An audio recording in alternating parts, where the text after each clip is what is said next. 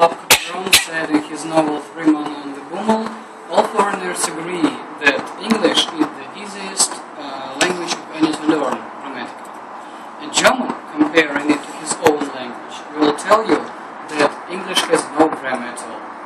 But nevertheless, English does have grammar, and my task tonight is to help you master it by noting some misuses of the language.